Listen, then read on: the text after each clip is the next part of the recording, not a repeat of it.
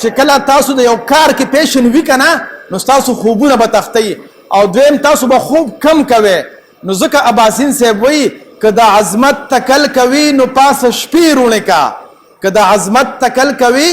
نو پاسه شپې روڼې کا د شوګیرو په بیه ډېر د کار څیزونه کیږي. د خدای دپاره پښتنو سانونه وپېژنئ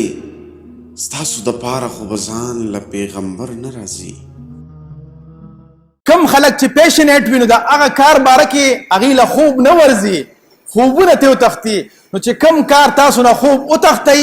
نو پوه شئ چې دا کې ستاسو پیشن دی خو بیا به زه خبره کوم ګورې کار زه یادوم بل څه نه یادوم ښه چې کار د نه خوب وتښتی. نو رحمان بابا وایي وی خوب خندا په بېغمې کېږي رحمانه او چې په زړه دې د یار غم وي څه به خوب او څه خندا کا. نو چې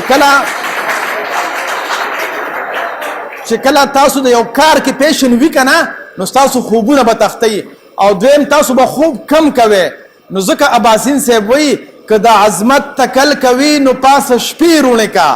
که د عظمت تکل کوي نو پاسه شپې روڼې کا د شوګیرو په بیه ډېر د کار څیزونه کیږي. نو د پیشنیټ خلکو به دا یو نښه وي چې د هغې خوب او خندا به ډېره کمه وي او کار به ډېر زیات وي. ولې مونږ ګول سیټ کوو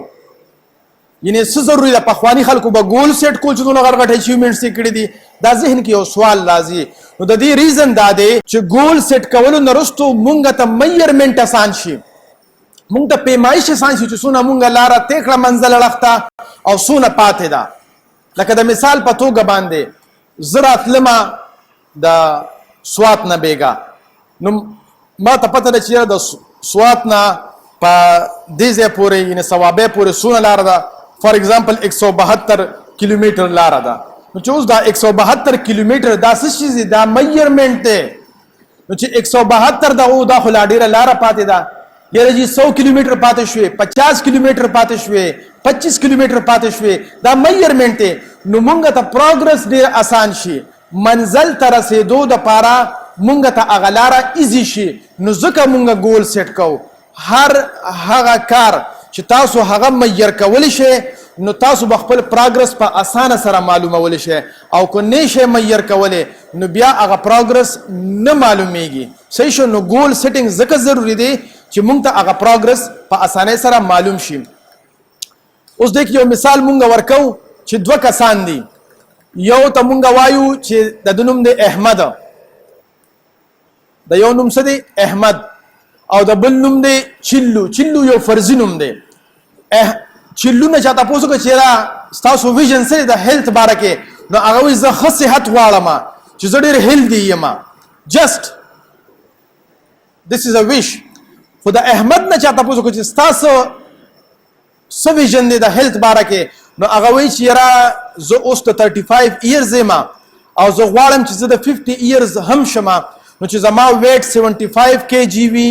او ویسٹ میں 32 وی پلس میں 68 وی کولیسٹرول میں 140 وی باڈی فیٹ ریشو 12% وی او روزانه 5 کیلومتر جاګینګ یا واکینګ کول شم نو دا هغه څوک میجرمنټ ځان ته وکړو. اوس تاسو راته ووایه چې احمد میجرمنټ ځان ته وکړو نو دی به د ډایټ خیال ساتي که نه چې زما وزن سیوانه شي. دغه شانتې دی به اکسرسایز کوي ځان ته لیکلی دي ځان ته هغه میجرمنټ لیکلي 100 کیلومتره به کومه او دغه شانتې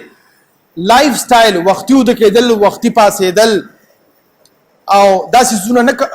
خوراک چې هغې سره صحت خرابېږي لکه دا سافت ډرنکس چې مونږ څکو پیپسي کوکس یا داسې څیزونه مونږ څکو نو هغه به داسې څیزونه اوایډ کوي که به نه اوایډ کوي اوایډ کوي به که به نه اوایډ کوي نو دا ولې کوي هغه ځان ته میجرمنټ ایښی دی هغه ځان ته پیمایش ایښی دی نو هغه ته د دغه پیمایش په بنیاد باندې خپل ګولز باندې تګ آسان وي او چلو څه وایي چې بس ښه صحت غواړم کوم ځای کې چې خیرات وي نو چلو ورپسې ورخطا وي نو چې هغه خیرات وخوري نو بیا بل ورپسې ورخطا وي او کله کاوي او کله تورې او کله پیپسي او کله بل څه او بل څه نو ډیفینټلی اکثر یې خېټه راوتې وي خیال مو کړی وي که نه او وایي یاره زه ډېر ښه صحت غواړم چې زما ښه صحت وي ریزن دغه دی چې یو ځان ته میجرمنټ کړی دی او بل ځان ته میجرمنټ نه دی کړی. د خدای دپاره پښتنو سانونه او پیژنئ ستاسو دپاره خو به ځان له پیغمبر نه راځي